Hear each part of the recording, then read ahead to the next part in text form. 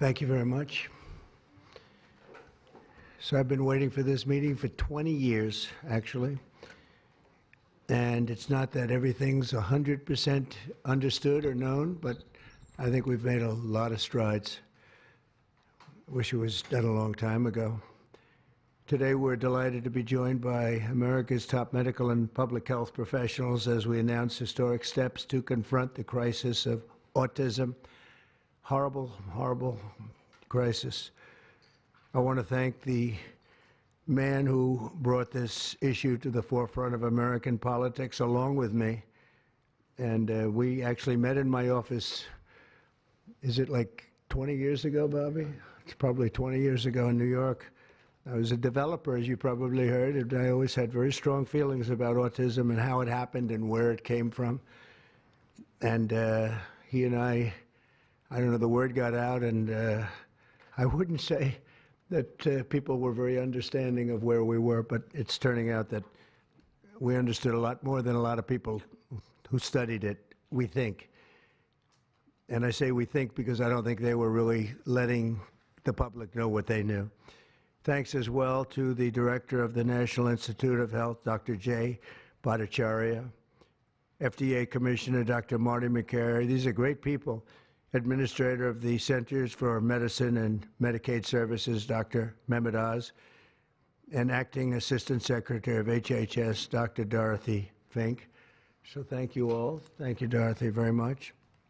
The meteoric rise in autism is among the most alarming public health developments in history. There's never been anything like this.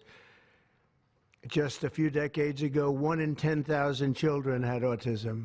So that's not a long time. And I've always heard, you know, they say a few, but I think it's a lot less time than that. It used to be 1 in 20,000, then 1 in 10,000. And I would say that's probably 18 years ago. And now it's 1 in 31, but in some areas it's much worse than that, if you can believe it, 1 in 31. And I gave numbers yesterday. For boys, it's 1 in 12.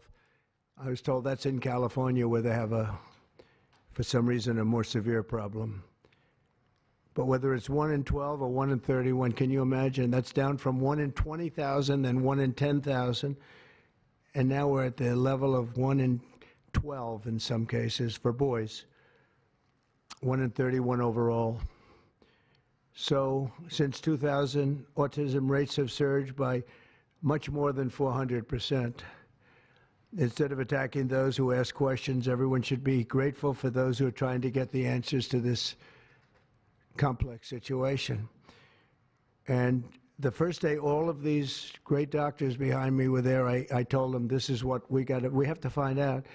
Because when you go from 20,000 to 10,000 and then you go to 12, you know there's something artificial. They're taking something.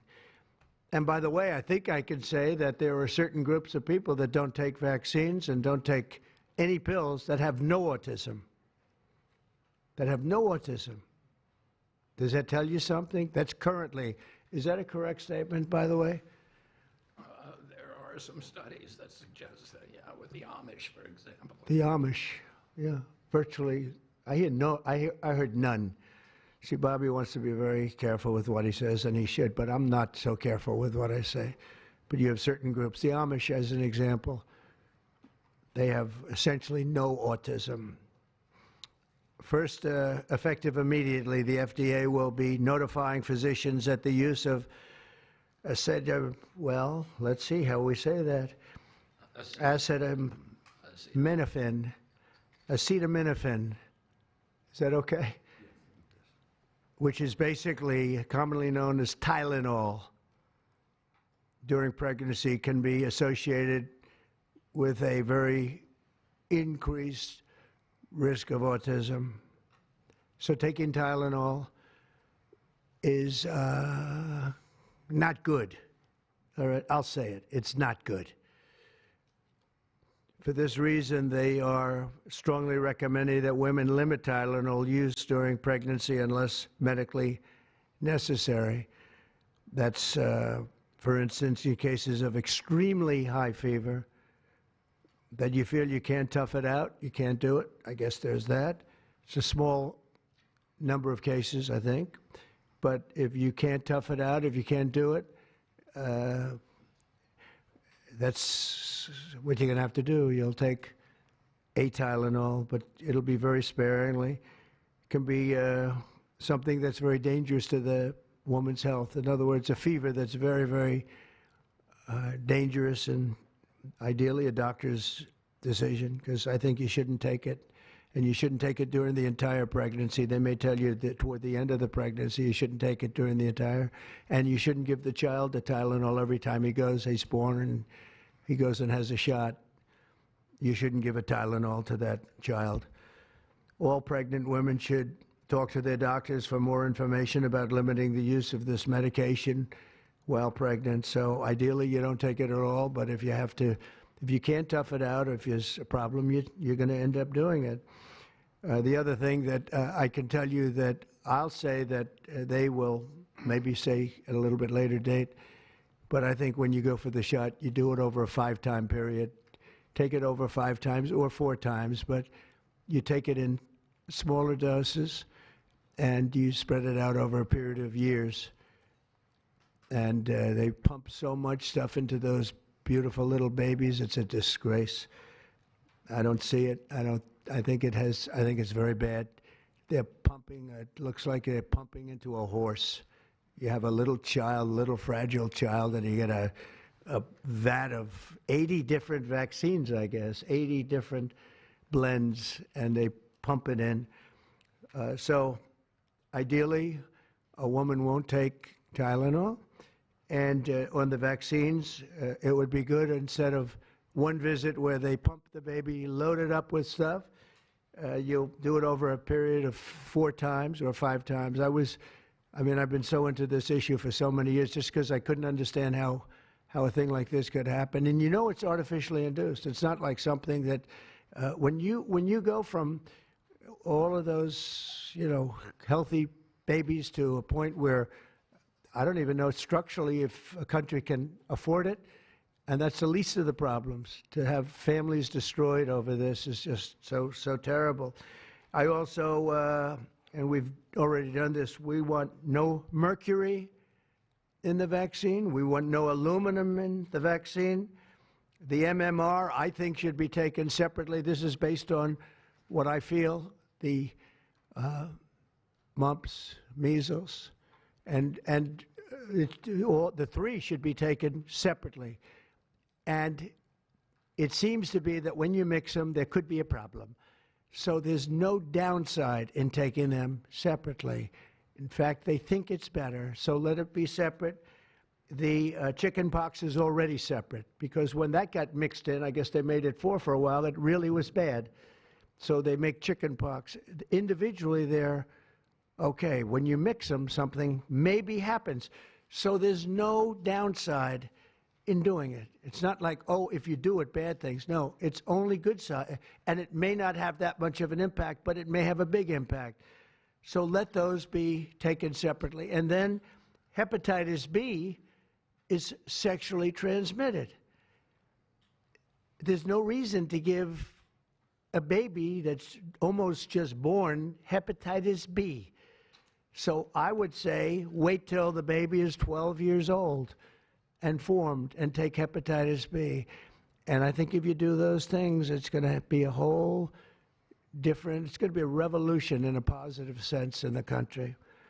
The FDA will be updating the label of an existing drug to reflect potential benefits in reducing some autism symptoms. This gives hope to the many parents with autistic children that it may be possible to improve their lives. That's one of the things that I'm very, very happy about. I mean, this was mostly going to be on how not to have the child affected, but we've learned some pretty good things about certain elements of genius that can be given to a baby, and the baby can get better, and in some cases maybe substantially better. Not going to be easy, but be a lot easier if it didn't happen in the first place, as these great parents fully understand, right? They fully understand. I feel so terribly for. I have so many friends with autistic children. It's a tough situation. Finally, to help reach the ultimate goal of ending the autism fever, the NIH will be announcing 13 major grant awards from the Autism Data Science Initiatives. And to be honest with you, to me, that's the least important. It's not even a money thing at this point. There's so much money, but they have to do, and they have to move quickly. When the alternative is that nothing bad can happen, let's do it now. I was just saying to Bobby and the group, let's do it now. Nothing bad can happen. It can only good happen. But with Tylenol, don't take it. Don't take it. And if you can't live, if your fever is so bad, you have to take one because there's no alternative to that. Sadly, first question, what can you take instead? It's actually, there's not an alternative to that. And as you know, other of the medicines are absolutely proven bad. I mean, they've been proven bad with the aspirins and the Advils and others, right? And they've been proven bad. So I'd like to ask Bobby to get up to the podium and say a few words, and then Dr. Bhattacharya and Dr. McCary, Dr. Oz, Dr. Fink, followed by two incredible mothers that have experienced firsthand what this country is going through, what parts of the world are going through. And I will say there are parts of the world that don't take Tylenol. I mean, there's a rumor, and I don't know if it's so or not, that Cuba, they don't have Tylenol because they don't have the money for Tylenol, and they have virtually no autism, okay? Tell me about that one. And there are other parts of the world where they don't have Tylenol, where they don't have autism. That tells you a lot. And I want to say it right now. And, you know, the way I look at it, don't take it. Don't take it. There's no downside in not taking it. So I'd like to ask Bobby to come up and say a few words. I hope I didn't ruin his day, but that's the way I feel. I've been very strong on the subject for a long time. You know, life is common sense, too. And there's a lot of common sense in this, and I wish things like this were brought up, and this group has worked so hard on it, but I'd like to be a little bit more, a little speedier in the process of a recommendation, because there's no harm in going quicker. There's absolutely no harm. At worst, there's no harm. Thank you very much. Bobby, please. Thank you, Mr. President. To meet the President's challenge, I ordered HHS to launch an unprecedented all-agency effort to identify all causes of autism, including toxic and pharmaceutical exposures. At President Trump's urging, NIH, FDA, CDC, and CMS are turning over every stone to identify the etiology of the autism epidemic and how patients and parents can prevent and reverse this alarming trend. We have broken down the traditional silos that have long separated these agencies, and we have fast-tracked research and guidance. Historically, NIH has focused almost solely on politically safe and entirely fruitless research about the genetic drivers of autism. And that would be like studying the genetic drivers of lung cancer without looking at cigarettes. And that's what NIH has been doing for 20 years. As a result, we don't have an answer to this critical question, despite the cataclysmic impact of the epidemic on our nation's children. We are now replacing the institutional culture of politicized science and corruption with evidence-based medicine. NIH research teams are currently testing multiple hypotheses with no area off limits. We promise transparency as we uncover the potential causes and treatments, and we will notify the public regularly of our progress. Today, we are announcing two important findings from our autism work that are vital for parents to know as they make these decisions. First, HHS will act on acetaminophen. The FDA is responding to clinical and laboratory studies that suggest a potential association between acetaminophen use during pregnancy and adverse neurodevelopmental outcomes, including later diagnosis for ADHD and autism. Scientists have proposed biological mechanisms linking prenatal acetaminophen exposure to altered brain development. We have also evaluated the contrary studies that show no association. Today, the FDA will issue a physician's notice about the risk of acetaminophen during pregnancy and begin the process to initiate a safety label change. HHS will launch a nationwide public service campaign to inform families and protect public health. FDA also recognized that acetaminophen is often the only tool for fevers and pain in pregnancy, as other alternatives have well-documented adverse effects. HHS wants, therefore, to encourage clinicians to exercise their best judgment in the use of acetaminophen for fevers and pain in pregnancy by prescribing the lowest effective dose for the shortest necessary duration and only when treatment is required. Furthermore, thanks to the politicization of science, the safety of acetaminophen against the risk of neurodevelopmental disorders in young children has never been validated. Prudent medicine, therefore, suggests caution in acetaminophen use by young children, especially since strong evidence also has associated it with liver toxicity. Some studies have also found the use of acetaminophen in children can potentially prolong viral illnesses. FDA will drive new research to safeguard mothers, children, and families. In addition to a possible acetaminophen connection to autism for pregnant women, infants, and toddlers, our research has revealed that folate deficiency in a child's brain can lead to autism. We have also identified an exciting therapy that may benefit large numbers of children who suffer from autism. Peer-reviewed literature has documented that up to 60% of folate-deficient children with ASD can have improved verbal communications if given leucovorin. I have instructed NIH, FDA, and CMS to help doctors treat children appropriately. Jay will help tell that story, which started with sound science, the kind that restores faith in government. This announcement also represents a historic collaboration between NIH, FDA, CDC, and CMS. We expect this to be the first of many announcements over the coming years that deliver actionable information to parents on underlying cause of autism and the potential paths for prevention and reversal. Finally, autism is a complex disorder with multifactorial etiology. We are continuing to investigate a multiplicity of potential causes with no areas of taboo.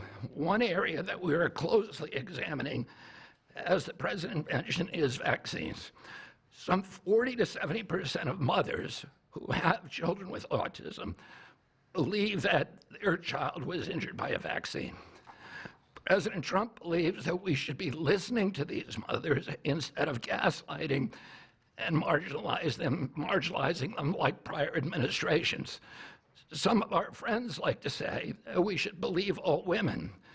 But some of these same people have been silencing and demonizing these mothers for 3 decades because research on the potential link between autism and vaccines has been actively suppressed in the past. It will take time for an honest look at this topic by scientists. But I want to reassure the people in the autism community that we will be uncompromising and relentless in our search for answers. We will perform the studies that should have been performed 25 years ago. Whatever the answer is, we will tell you what we find. We are researching this issue to all 3 agencies. Jay will discuss one of our research initiatives at NIH. This model of unleashing unbiased, depoliticized, gold standard scientific research and academic freedom to deliver actionable information to prevent and reverse disease will be a model for the framework to deliver similar results for many other chronic conditions that plague Americans. Jay? Thank you, Secretary Kennedy, and thank you, President Trump. Thank you very much. I'm proud to announce today that the NIH has launched the Autism Data Science Initiative to turbocharge autism research, devoting an additional $50 million to the cause of studying autism. Nearly 250 research teams from across the country applied, sent in their applications, and were peer-reviewed by the NIH review panels.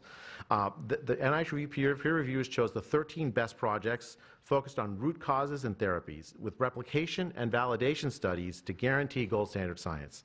The studies feature a new kind of science called exposomics, where scientists consider environmental and medical factors, nutrition, events during pregnancy, in combination with biology and genetics to answer vital questions about autism. Science like this, conducted in partnership with families and physicians, is the best way to arrest and reverse the autism epidemic. Autism spectrum disorder encompasses a very wide range of symptoms, ranging from mild difficulties with social interactions to profoundly autistic children who experience severe disabilities in speech and behavior. Given this wide range of symptoms across the spectrum, it seems certain that there will be a wide range of biological contributors to explaining the cause. The great thing about the new NIH initiative on autism is that scientists will use rigorous advanced methods in causal inference, machine learning, organoids, and other fresh approaches to the problem. The sharp rise in the prevalence of autism deserves an urgent response by the scientific community. As Bobby said, the NIH has invested a lot of money to study autism over the years, but the research has not produced the answers that families and parents of autistic children deserve, and autistic children themselves deserve. For too long, it's been taboo to ask some questions for fear the scientific work might reveal a politically incorrect answer. Because of this restricted focus in scientific investigations, the answers for families have been similarly restricted, often pointing families to behavioral therapies that don't work for every kid or suggest non-modifiable genetic factors as the cause. But genetics alone can't explain such a sharp rise in autism prevalence over just a few decades, as the President said. In coming months and years, as NIH scientists learn more that can help autistic children and their families, we won't delay. Like scientists often like to do, I can say as a scientist myself, it's really tempting to delay, but in face of a problem like this, you have to move fast. But we will not delay before telling American people about what we find, and we will win the public trust with transparency and rigor.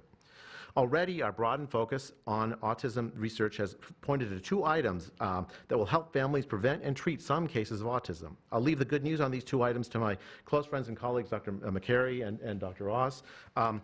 We've been working together closely on this problem for the past 6 months, and our cooperation represents an unprecedented collaboration with Secretary Kennedy's Department of Health and Human Services and with President Trump. I'm delighted to introduce Dr. Marty McCary, Commissioner of the Food and Drug Administration, who will tell you about these announcements of practical help for families with autism. Great, thank you, Dr. Bhattacharya. Mr. President, this is the start of a historic shift in medical culture. This administration is working together to ask big questions about why our nation's children are getting sick so fast.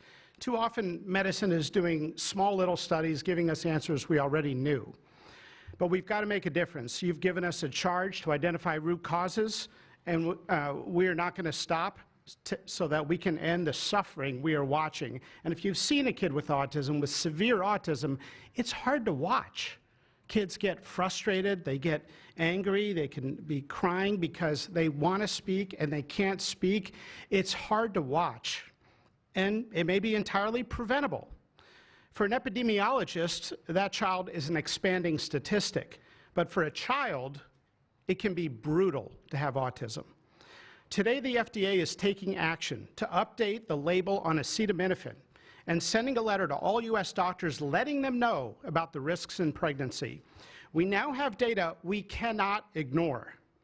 There's a very large study, the Boston Birth Cohort, with researchers that have, from Johns Hopkins, my former institution, and Boston University, found quote-unquote consistent associations between acetaminophen in pregnancy and autism.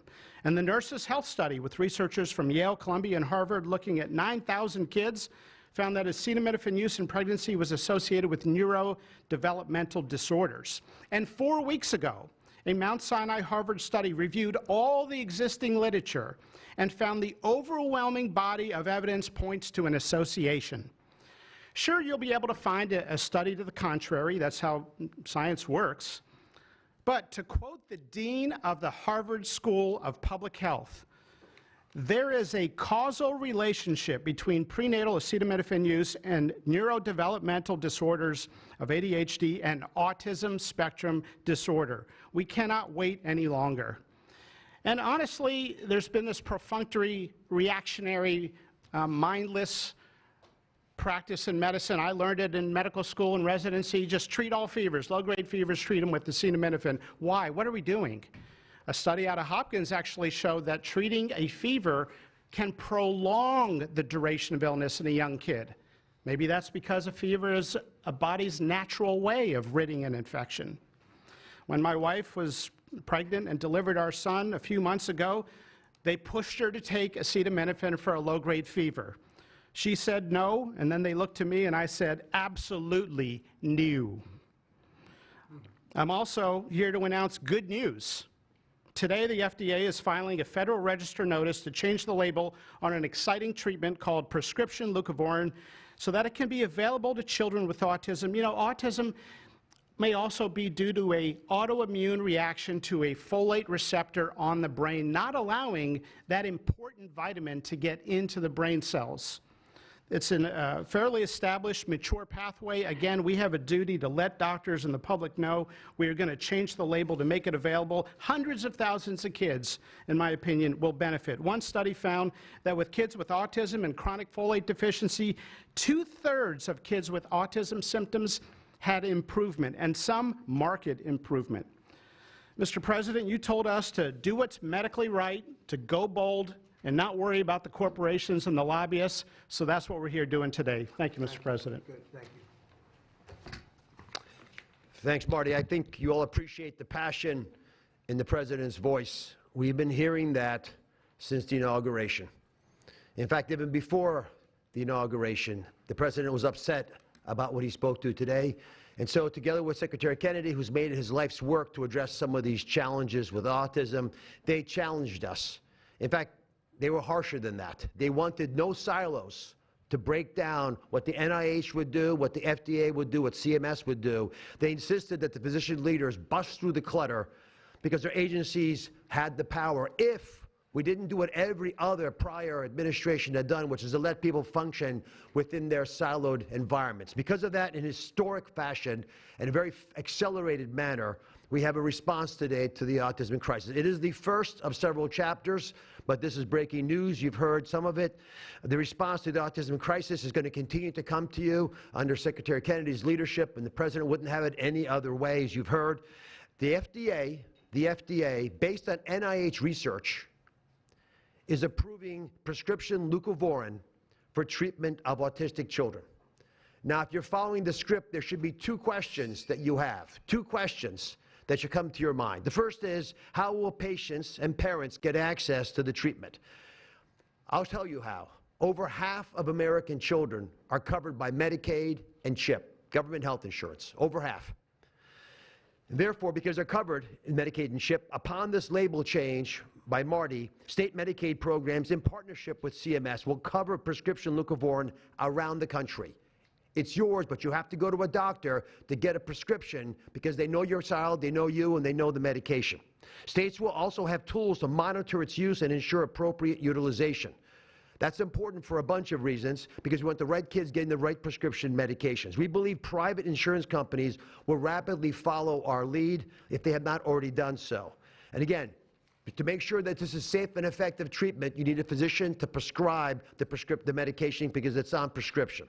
Second big question, how are we going to collect clinical data to answer the big questions that the President's asking and the Secretary insists that we offer? CMS is also issuing guidance to convene states and existing research networks to support NIH and FDA in their research efforts of prescription leucovorin, while also maintaining the privacy of all patients, all health information of our beneficiaries.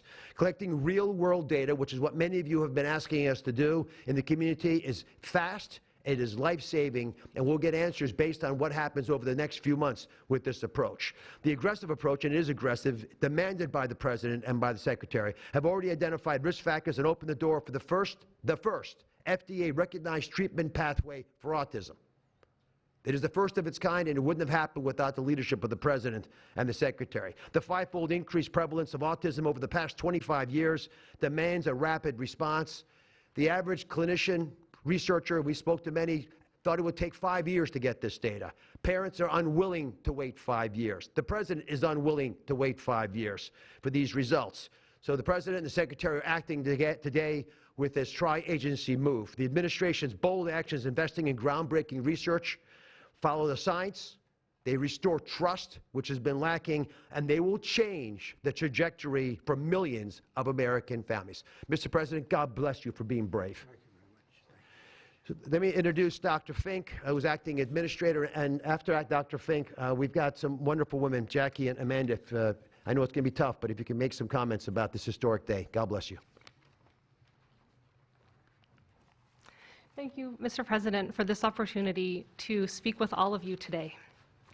As a pediatrician and mom, I'm here today to talk about what this announcement means for the millions of moms and dads who are faced with the choice of whether to take acetaminophen during pregnancy. It's hard to hear information that challenges the status quo. We are sharing this information not to confuse, but to empower parents to make the best choices when taking medications during pregnancy. We are all concerned about the rising rates of neurodevelopmental disorders, including autism. President Trump and Secretary Kennedy are dedicated to radical transparency so that patients have the best, most up-to-date information. We are also sharing this information with our nation's doctors, and we encourage you, as always, to consult with your doctor to make the best decision for you. All too often, it's easy to think that medicines we buy without a prescription pose little to no risk for the mom or the baby. As you heard today, pregnant women who need high fever or pain reduction during pregnancy should take the lowest effective dose of acetaminophen for the shortest possible duration.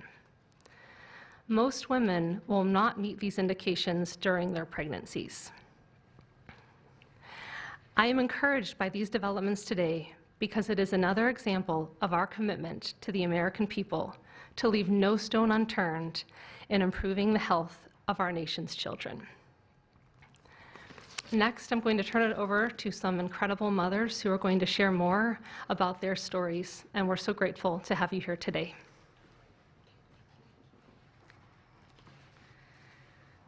Thank you. Thank you, Mr. President and team, for all your work. This is an historic day, and I'm thankful to be here. I have a son who's 5, who is profoundly autistic, and you've probably heard if you've met one autistic child, you've met one autistic child. It's a spectrum, which I don't think the spectrum is helpful, but that's another conversation. He is an amazing little boy, a blessing from God. He's marvelous. He can count to 1,000. He knows all of his letters and the sounds they make and a word for each one. But he also has a lot of obstacles. He is nonverbal. He can say those numbers and letters, but there's no communication. Unless you've lived with profound autism, you have no idea. You have no idea. He, like you said, he will get frustrated because he can't speak. It's not even that he can't speak. Sometimes he just doesn't understand what I'm saying. He understands the word no, but he doesn't understand the why behind the no.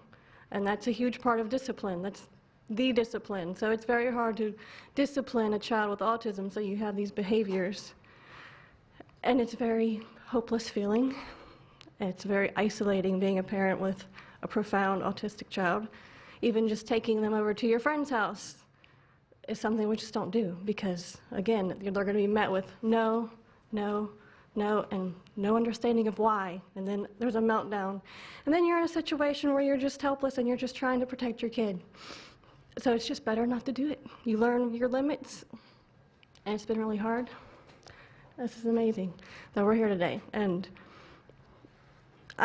no one has been able to point to anything to say this is what caused it, and you can't point to that and say it didn't cause it. I have no idea. I'm completely open. I'm not blaming anything, but I'm open to the discussion and the fact that there's work being done to find answers. I'm very grateful.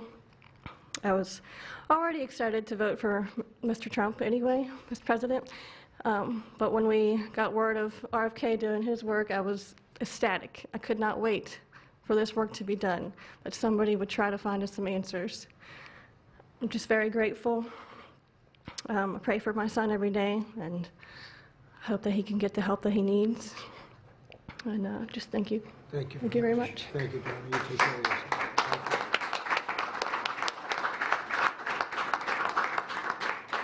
Hi, my name's Jackie. I'm also extremely grateful for the opportunity to be here and share my son's story. My son is Eddie. He's 11. He's on the opposite end of the spectrum from what Amanda just explained. He's considered high functioning. He was not always high functioning. He was nonverbal till the age 4. We've had quite a hard time to get to the place where we are today. I am just so grateful to President Trump and the entire administration for finally listening to moms who have been crying out for help, for answers for years. I've met so many other moms with children on the spectrum in the 9 years since my son's diagnosis, and they all have very similar stories. And they've all just wanted somebody to listen, to not ridicule them or look at them like they were the crazy people. It's hard when you don't have doctors that take the time to really listen and find out when the change happened and what change happened. And it's just, I've been praying for this day for 9 years, and I'm so thankful to God for bringing the administration into our lives, and I'm speechless. This day is a day I never thought would happen. I thought that we would never have an administration that was courageous enough to look into things that no prior administration had. So I'm just here to express my gratitude, and I am looking forward to what comes from this, and hopefully we just get more answers. So thank you. Thank you very much. So I just want to say acetaminophen is basically Tylenol, essentially, because I noticed that term is used throughout this conference. So it's essentially Tylenol. And I just recommend strongly that you don't use Tylenol unless it's absolutely necessary. I understand it's maybe 10% of the women that are pregnant are, would perhaps be forced to use it. And that would mean you just can't tough it out. No matter what you do, you can't tough it out. So that's up to you and your doctor. But there's a very strong recommendation, maybe stronger from me than from the group, because they're waiting for certain studies. I just want to say, I want to say it like it is. Don't take Tylenol. Don't take it. If you just can't, I mean, it's just fight like hell not to take it. There may be a point where you have to, and that you have to work out with yourself. So don't take Tylenol. Other things that we recommend, or certainly I do anyway, is, and it's so important to me to see the doctor 4 times or 5 times for a vaccine. Don't let them pump your baby up with the largest pile of stuff you've ever seen in your life going into the delicate little body of a baby. Even if it's 2 years, 3 years, 4 years, you just break it up into, I would say 5, but let's say 4 visits to the doctor instead of 1. And certain things I think you should do. We've already taken out and are in the process of taking out mercury and aluminum now. You know what mercury is, you know what aluminum is. Who the hell wants that pumped into a body? And there were rumors about both of them for a long time, but we're having them taken out. We're having them taken out of the vaccines. Hepatitis B, again, that's sexually transmitted, and we think you should wait. I think you should wait till 12. You know, I'm making these statements from me. I'm not making them from these doctors, because when they talk about, different results, different studies, I talk about a lot of common sense, and they have that too. They have that too, a lot.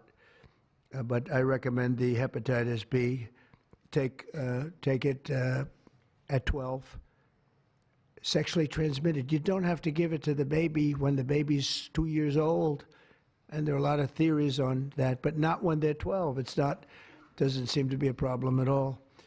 The MMR and the chickenpox. Chickenpox has already been broken out. It's a singular shot. But the MMR is not. And I've heard for years that there's a problem with it. But they say that there's no problem if you do each shot separately, not put together. So an MMR, go out and do it separately.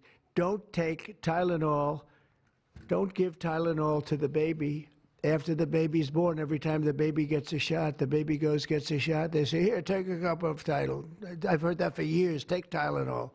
Don't take Tylenol. Don't have your baby take Tylenol.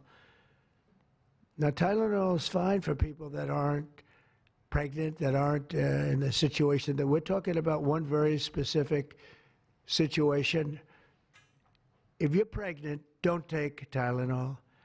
When you have your baby, don't give your baby Tylenol at all, unless it's absolutely necessary. Don't do it.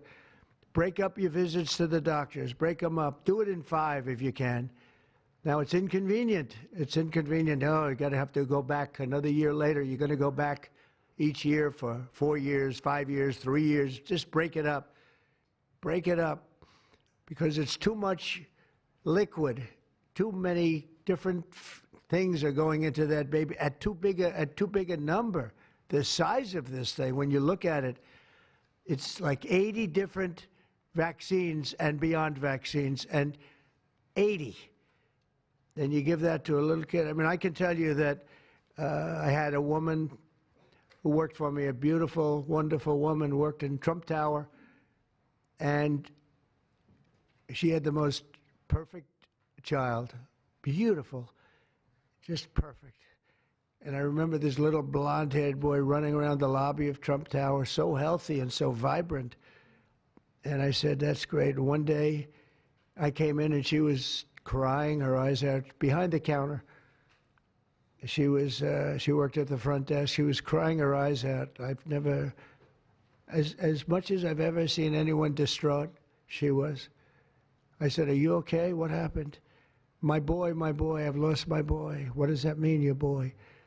My boy, you know him, sir. You've seen him grow up. He was so beautiful. And I took him for a vaccine, sir. And he developed this unbelievable, I think she said 107, 108. You know, it goes well beyond when this happens. It goes up to 106, 107, 108. You know, we hear 105 and you're in trouble, but it just goes up to a level that you never hear about, but it goes up very high. And it's fried. They get fried. She said, I took him, he developed an unbelievable temperature. And I've lost him, sir. He's gone. And then I saw the boy. It was so tragic to see. That was the following day. That was the following day after the vaccine. And I've seen it 2 other times, and I think 3 other times, but 2 other times, where they go to the doctor and they get the vaccine, they get the shot. The kid is, badly hurt. Let's be nice, badly hurt. And just do it. Break it up into 5, break it up into 4, break it up into 3 if you have to, but go to the doctor 4 times instead of once, or 5 times instead of once. And for some reason, they insist that you put it all into the body, and maybe that's the drug companies that make more money that way. Maybe it's the doctors because they don't want to be, doing this so much. Maybe it's the doctors. They get maybe more money. Who the hell knows what it is? Don't do it. Get them broken into 4 or 5 visits. Do it 4 or 5. That means you have 20%, 25% what you're putting into the baby's body. It can only help. It can only help. And the other things I told you about, just the word tough it out. It's easy for me to say tough it out, but sometimes in life with a lot of other things you have to tough it out also. Don't take Tylenol. Don't give Tylenol to the baby. When the baby's born, they throw it at you. Here, give him a couple of Tylenol. They give him a shot. They give him a vaccine.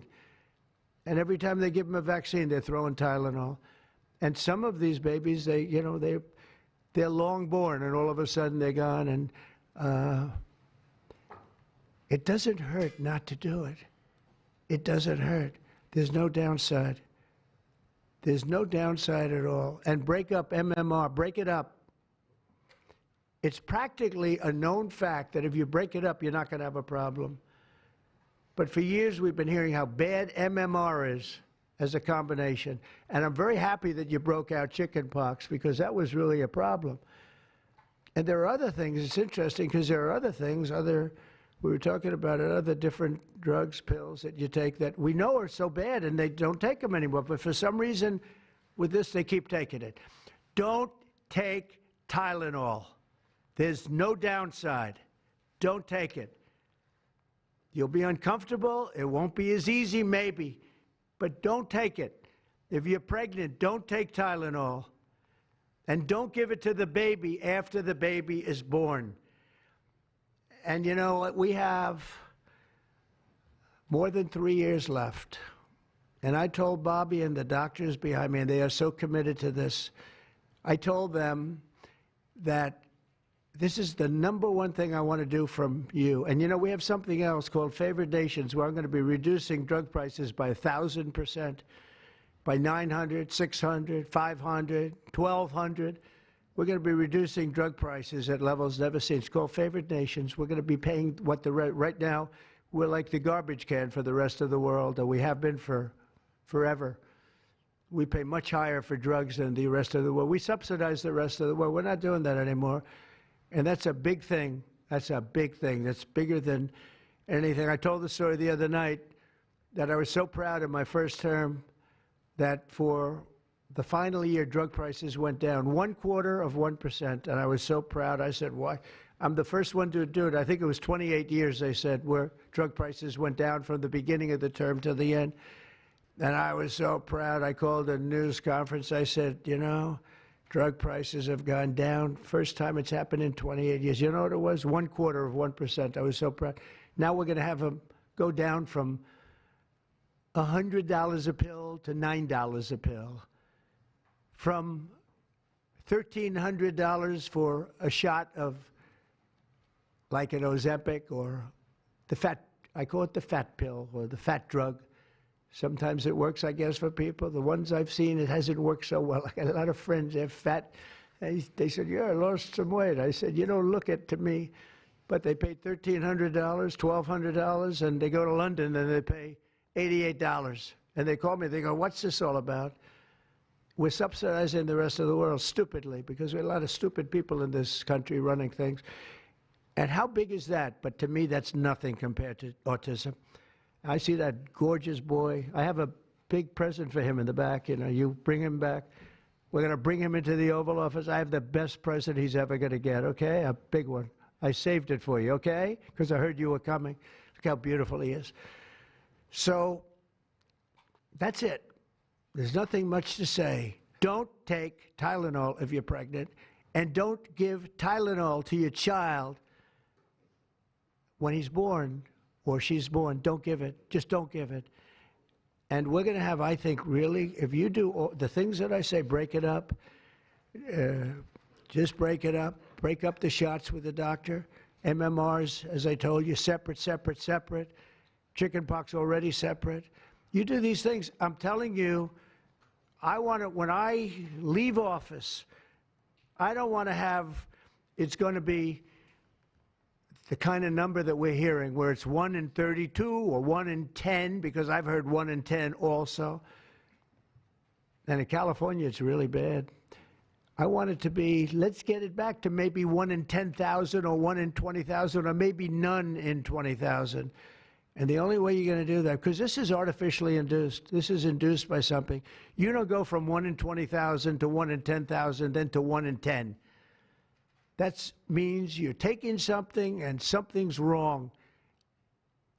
And I feel very certain, and I know I'll be criticized. Someday they'll look back and they'll say, well, it wasn't, but I think it will. I think we're going to have a tremendous, this is the most important thing. There's nothing more important than me. We cured inflation that Biden gave us. He gave us so much inflation, the biggest ever in history. We got inflation done. We brought prices down. We gave you the largest tax cuts, all of that stuff. It doesn't mean a thing compared to what we're doing today. This means everything. So we're going to save a lot of children from a tough life, really tough life. We're going to save a lot of parents from a tough life. Okay, how about a few questions? Let's just make it on this subject. This is so beyond as a subject that I'd rather not talk about, you know, some nonsense on the economy. And I will say this, The economy is unbelievable. The stock market just hit another record high and all that stuff. This means more to me. Yeah, please. Mr. President, I have one on your announcement, one on vaccines that's also related. Yes. Why do you think we haven't heard more previously about the tie to autism and acetaminophen? Nobody knows. I don't know. Not only that, when you say it, you get attacked. I was saying something similar, not as strongly, because now facts are on our side. But I was saying it with Bobby 20 years ago, and I was attacked. I said, whoa, what was that all about? I had no idea. You get attacked. I don't know. The medical community, the drug companies, doctors, I don't know what it is. All I want to do, I don't care. I don't care about being attacked. It doesn't matter to me. I believe that the numbers at the end of our term or shortly thereafter could be really phenomenal. I want it to go up just like it came down to this horrible level. 1 in 10, 1 in 12. I was told 1 in 10. I was told 1 in 12. Today I heard 1 in 31 if you add the girls and the boys together. It's crazy. And it was 1 in 10,000 and 1 in 20,000. It's not even sustainable for a country, you want to know the truth. And there are other places that don't have it. And they have things in common. And that's called medical research. Yeah, please. Mr. President, I'm curious, as you look at the trend lines, Yeah. how much of this is the causation of acetaminophen and how much is sort of better diagnosis, doctors, researchers having a better understanding of what is on the autism spectrum? Do you want to do that? Sure, go ahead, Rob. That's one of the canards that has been promoted by the industry for many years, that it's changed diagnostic criteria, better recognition. But there's been study after study done of that completely debunks that. One of them by the Mind Institute at UC Davis, University of California. But also it's just common sense, because you're only seeing this in people who are under 50 years of age. If it were better recognition or diagnosis, you'd see it in 70-year-old men. I've never seen this happening in people my age. I've never seen a case of full-blown autism, and that means profound autism. I want to be very careful.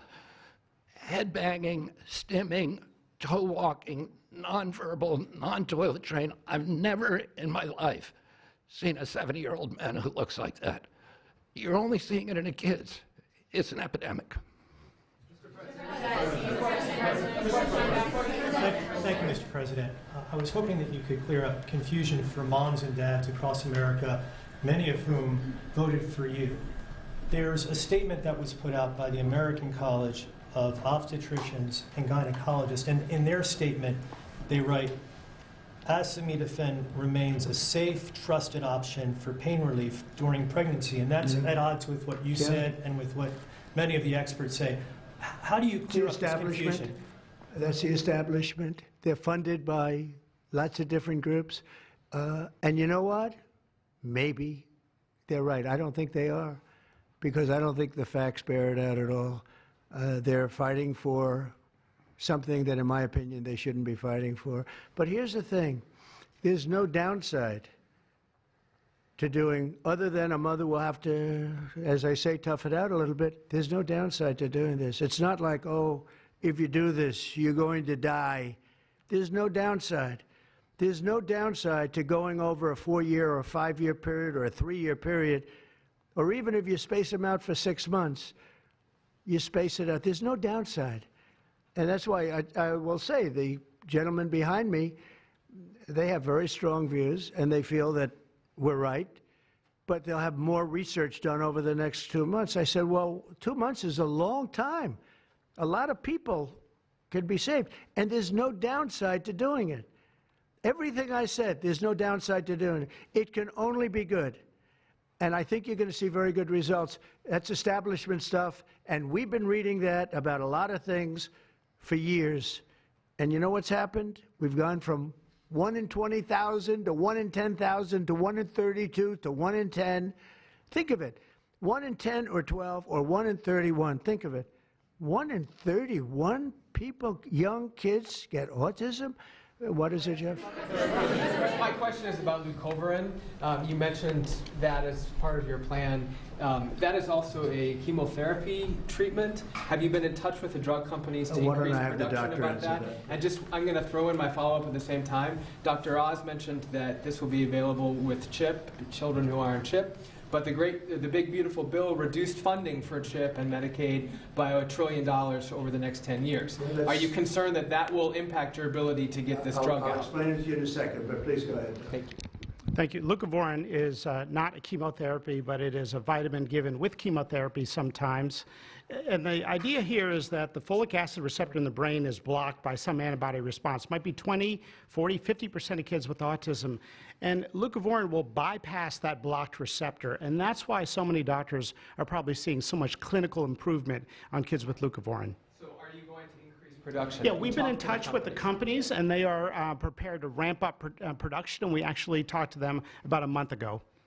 And on your second part of your nasty question, the number is that the great big beautiful bill, which is the greatest, I think one of the best things ever passed in the history, with the tax cuts and regulation cuts and all of the things it does, no tax on tips, no tax on Social Security, no tax on overtime, all of it does. It also gives $200 million, as just explained by Dr. Oz, and I'd like you to explain that to exactly what you're saying. The Big Beautiful Bill actually increases Medicaid spending projected over the next 10 years by $200 billion. There's also a $50 billion Rural Health Transformation Fund, which will allow a lot of these programs to get in the rural parts of the country that the President and Congress are handing to governors to start distributing. Those grants have already gone out. The money will be allocated by the end of this calendar year. And I want to point out that the ability of NIH to do research that feeds and hands the ball to the FDA, which then can change labeling to allow Medicaid programs in states to fund this program, will ensure that the things that President Trump and Secretary Kennedy desire are financially affordable for the families around America. You mentioned CHIP, sir. That's why I asked that question. You mentioned that CHIP would fund this for children. Well, most of the kids are on Medicaid, probably 43% on Medicaid, another 8–10% on CHIP, and all the programs in general are being evaluated. Most of what the One Big Beautiful Bill was seeking to do was to remove fraud, waste, and abuse. But the programs themselves should stay financially intact for the people for whom they were designed, and in this case, for children. And the only thing we cut, so that's $200 billion positive. The only thing we cut was for fraud, waste, and abuse, of which there was a lot in this country, and nobody minds that. Yeah, please. Mr. President, you said that there is no reason to give newborn babies hepatitis B vaccines. But hepatitis B can be contracted not just through sexually transmitted diseases. It can come from needles to open wounds. So when you say you feel, is that appropriate to be telling? I think it's absolutely appropriate. I think they should wait till they're 12 years old. Yes, please. Mr. President, thank you all for being here. You've been talking about reducing autism by spacing out vaccines. Would you like other combined vaccines babies receive to be spaced out, like MMRV? What is this again? You've been talking. Speak up, please. Sir. You've been talking about reducing autism by spacing out vaccines. Right, correct. Would you like the other combined vaccines babies receive to be spaced out, like MMRV?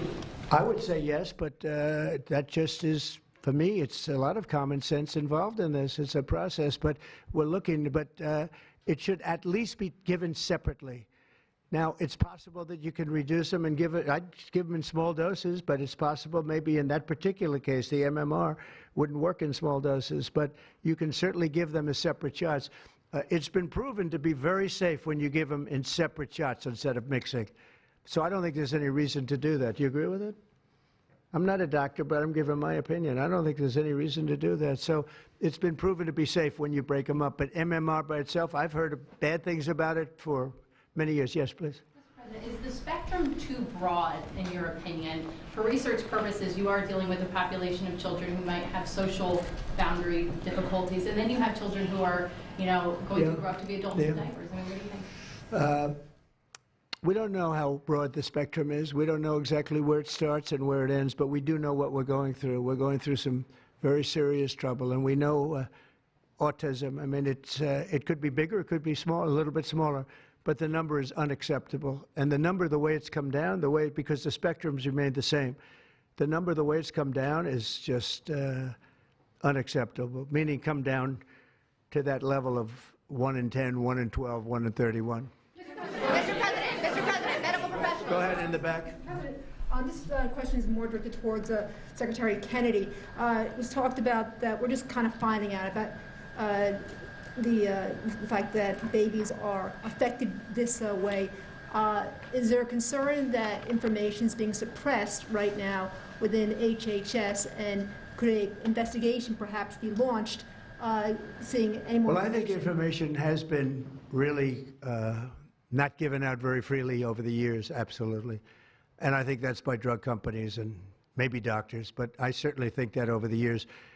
I think this is a different group. We have a lot of information. And that information, I mean, it's the information that we have that we're making these statements. And I'm making them out front, and I'm making them loud, and I'm making them strongly not to take Tylenol, not to take it. Just don't take it unless it's absolutely necessary, and there's not too many cases where that will be the case. And again, what's the worst? The worst is nothing can happen. It's very positive. That's a positive thing. But I don't believe I don't actually believe that's possible. I think the results are going to be amazing. I want to see amazing results by the time I leave this beautiful building. And I will consider this, I believe, you know, with the wars, I've stopped 7 different wars. I've saved millions of lives. I've done a lot of things. This will be as important as any single thing I've done, because I know ladies, beautiful ladies just like this that are going through the same thing. And it's not easy, and I admire you for being able to do it. But I admire him, too. I wish I had a face that looked like that. If I looked like him, I would have been president a long time ago. Tylenol is widely used in other countries, too. As you make this announcement, do you expect your decision may affect I hope other they follow it, countries? yeah. I hope they follow it. Yeah, other countries are, you know, sell Tylenol. Some countries don't. I mean, I hear Cuba, now, again, you'll have to check this out, but I hear Cuba doesn't have it because it's very expensive, and they don't have the money to have it, or they don't want to spend the money to have it. They don't have Tylenol, and I hear they have essentially no autism. So you have to check it out. Yeah, Brian. Medical professionals have warned for decades. I said, not you. You're CNN. You're fake news. Go ahead, Brian. Thank you, Mr. President. I want to go back to the Amish community, if I can, just for a second. I recently saw a man from Minnesota, an Amish man from Minnesota, on a podcast, and the host asked him what the rates were for like ADHD and autism, and he had no idea about ADHD, didn't know that it existed, and certainly didn't know of any cases. What are they doing? It doesn't exist with the Amish community, and they don't take all of this junk. It doesn't exist. That tells you, doesn't that tell you? That's like, you know, that's like certain countries where it doesn't exist and they don't take it. Would you like to make a comment about that, Mark? The Amish population, a very mixed group, so there's a subset that take vaccines, a subset that does not, and we know they have very low rates of chronic disease all across the board. Please. Thank you, Mr. President. Should the establishment media show at least some openness to, you know, trying to figure out what the causes of autism are? I wish they would, yeah. And why are they so closed-minded? Well, they just, look, it's not only the media, in all fairness, it's some people. When you talk about vaccines, they go crazy. And, you know, I'm a big supporter of vaccines.